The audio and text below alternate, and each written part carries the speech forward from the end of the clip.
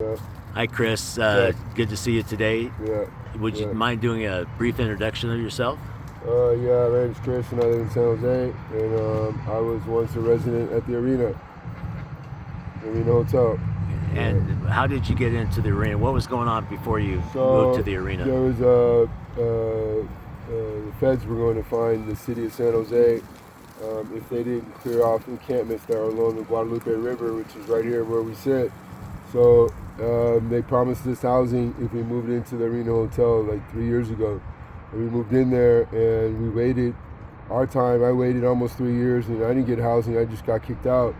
So I feel the city owes us housing. Like that was the promise that they gave us, and they're not upholding their end of the bargain.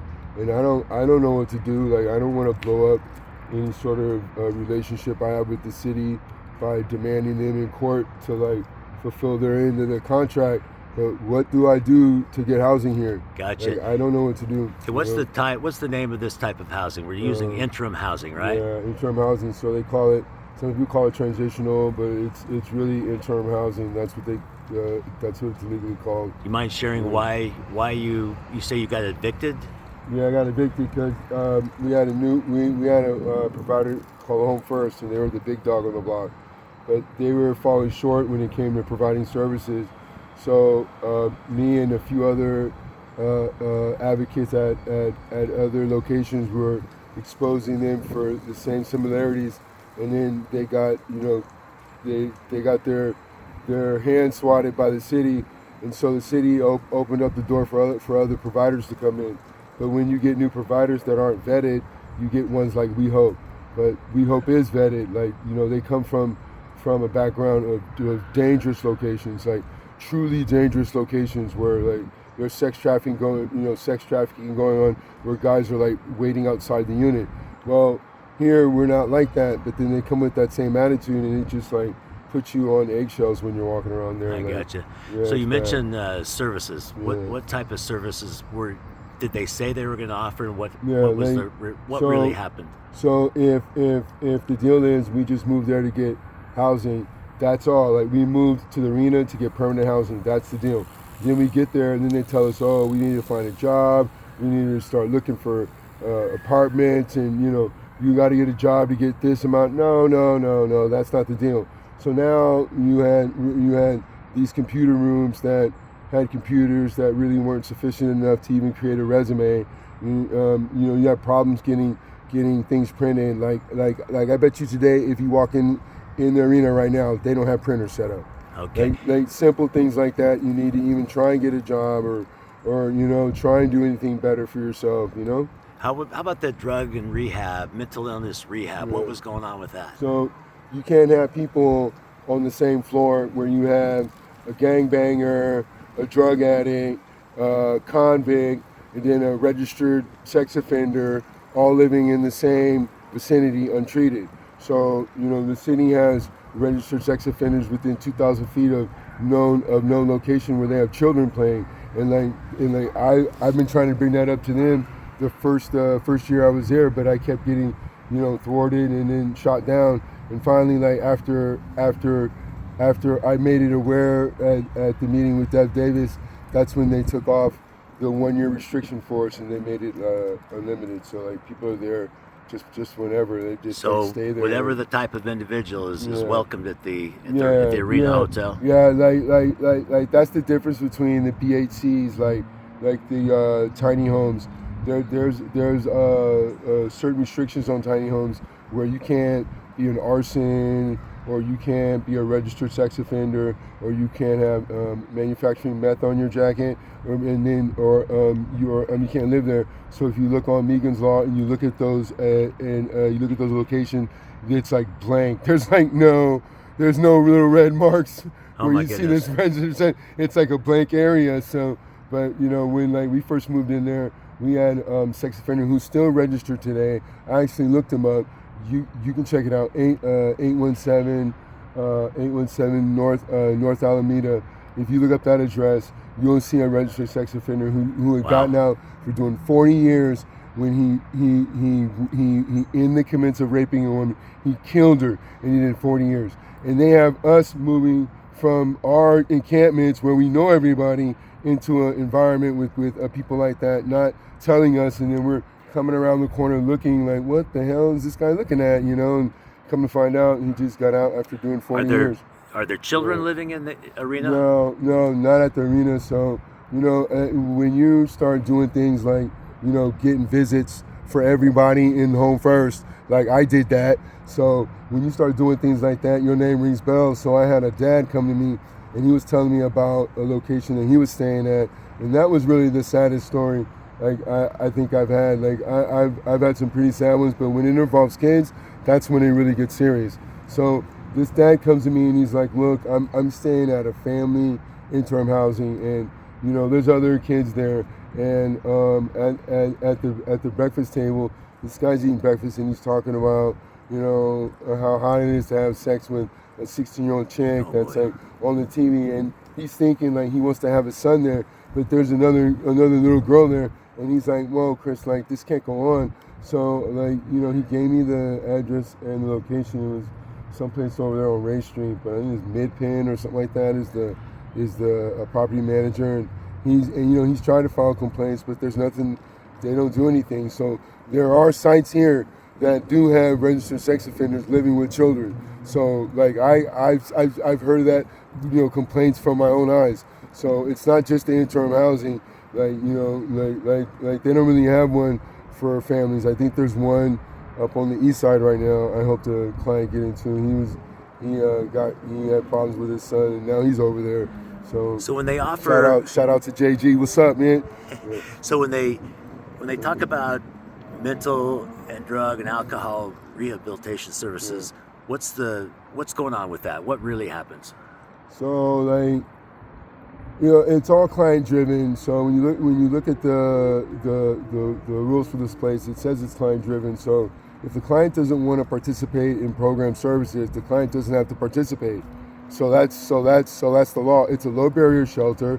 So being high or drunk has no bearing on your stay there. So and they have to use a harm reductive approach, meaning that you don't talk down to somebody because they're using drugs or alcohol. So do they do that? No, they don't do that at all. Like I've heard them calling drunk bitches. Like my neighbor sat there and even though she's an alcoholic, like she still deserves her rights and her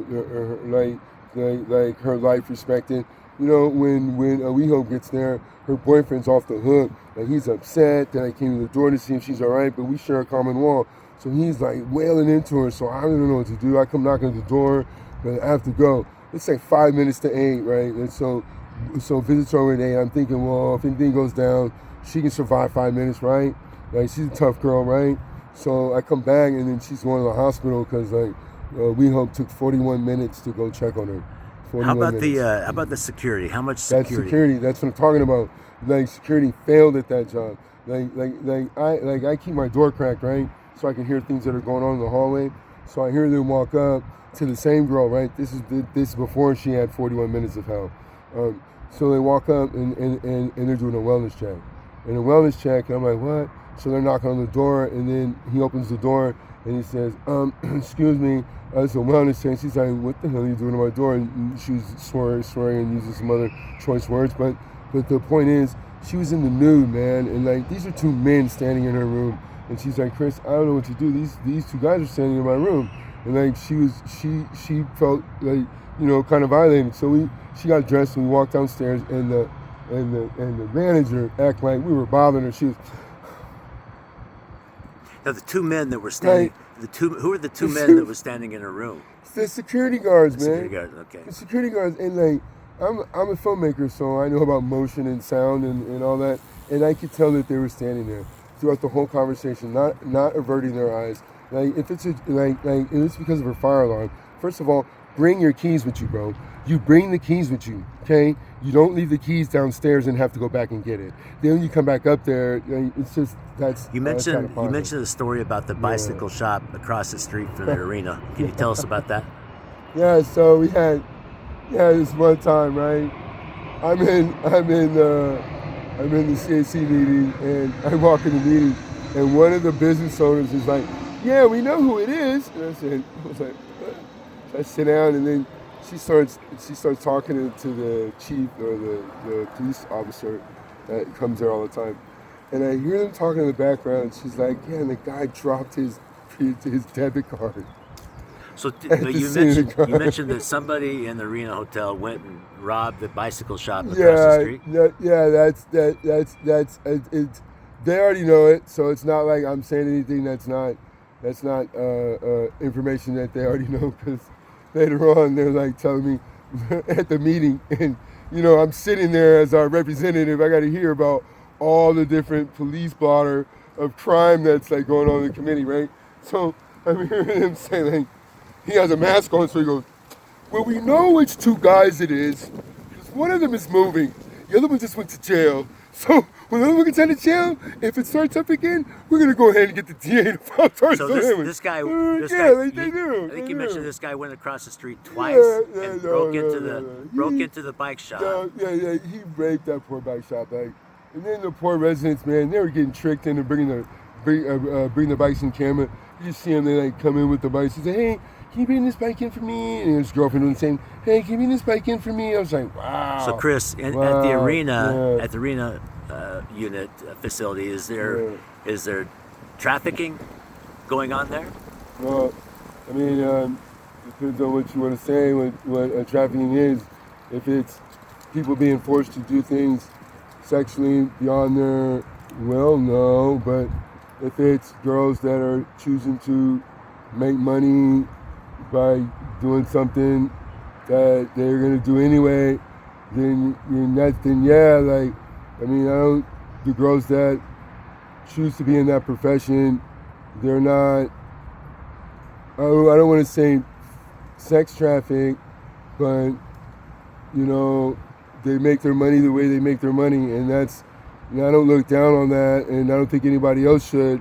I just think that there needs to be more informative opportunities and services provided that give them opportunities to make the change that's needed. And if you don't provide those services and introduce the client to that, they're never gonna be Okay. they're never Is gonna there change, is there So, men? Is there Johns coming in from the street, coming into the unit to? no, I mean, there's no, like, it's not like that, but I mean, it could be. You have guests coming in, so you if you're allowed to have a guest, I mean, you can do your imagination.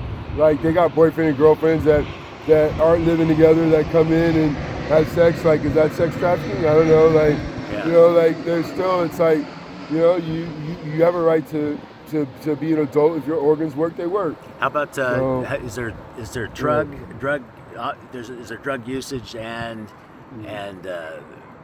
drug selling? Man, Is there, like people want to say, is it drug use or drug selling? Like you have a low barrier system, a low barrier program where alcohol and drugs are not a factor. So of course there's going to be alcohol and drugs there, because it's not a factor on your stay there. That's an obvious question there. But respecting that, you can't have the police just patrolling the parking lot. Like, that's where they live. So I mean, like as long as they maintain it, and people are able to maintain themselves and are functioning, I don't see what the problem is. Like an addict is an addict. Like, they're gonna do what they do. I don't know. are you required? Are you required to go to the drug and alcohol rehab programs? No, there's no requirement. The law states that your participation in any program is not contingent upon your stay there. Gotcha. Okay. The state has made it clear to the providers that accept money for services that there is no reason to kick us out to the street. Gotcha. There should be a no return to the street policy. Okay. Just like there's a no return to an encampment zone, a no return to the street. Providers need to say, you know what, you might not be working here, but let's call up another one to make sure there's a bed for you to go because you're not working here, not put you back out on the street. Not working here It's meaning a revolving door. It's a revolving door. Like, Okay. that's fraud. back to the bicycle thing. When Yeah. you told me that story before, I was amazed by that. Yeah. You mentioned something about this guy went over there, Yeah, it was stole like 2 times, yeah. a couple times, stole a Yeah. bunch of bikes, and then brought it up to the Yeah, front door yeah. of the arena. Yeah, man, we had it all inside, man. All inside, man. We were all trying to get it out. Like, it's, So he like, it's brought, funny. he had your buddies come down and Yeah. help you bring up the, Yeah, help no, him bring up no, the he bikes. had innocent neighbors that knew nothing of what was going on. Just saying, hey, can you help me bring this bike up? And like, Inside the arena yeah, no, hotel. outside the arena, and he brings it up. It was funny because like, as I'm leaving, right, the same guy is just tearing through his trailer. I mean, he's just like, man, he's like looking for his paper, and I'm like, what was he looking for? And the next day, the business owner says, well, he dropped his debit card. He was trying to find his debit card. Okay. Hey, so Yeah, so that what do you really want, was hey Chris, funny. what do you want the Oh, public to man. know about the interim housing in general, not just the arena, but the other facilities? What do you want the public to know? You know, your tax-paying dollars are providing this service, and you have a right to know if those services are being provided. And if they're not, you need to demand that the city recoups the taxpayers' funds, because I'm saying they need to recoup it from home first, and you need to start looking at your city housing people in control, because the suggestions they're giving the providers is to be a little too hard on us. You can't expect somebody to start riding a bike 90 days after they just started walking. Like, you got to give them 90 days of doing a consecutive thing, 10,000 hours to learn a new habit, a new skill. Like, that's a long time, 10,000 hours. What is that, a year? Yep. Come on, man, that's a year. Another Like, que- you can't give them 90 days and expect them to Another question for you. start paying. The average area median is $225,000. Gotcha. You expect us to start making $225,000 in 90 days? You got to give us a better program. Chris, so what happens when people meet their stay, whether it's a year, 2 years, or 3 years? What happens to those individuals? You start getting targeted. They start doing things to irritate you, to try and get a rise out of you, because they're directed to clean house. Clean house means that they take the older clients there who have been there longer, and they clean them out. What Like does me clean and them them. out? What does clean them It out mean? means find reasons to irritate them, to get them to do something that'll get them kicked out. Like, you install police lights in your truck, that's illegal. And I have it on the email thread where the provider says, well, because we saw a lot of people in the visiting area. That's the Chris. reason for installing it. Chris, where do the people go? Where do they go after they leave the interim housing? Right back to the street. Yep. Okay. That's where I'm at, the street. Chris, thank you for the Yeah. interview, and I wish you the best of luck, and we'll hopefully Yeah. you get into some good housing sooner than later. You're a good man. Yeah. Thank you, Chris. Yeah.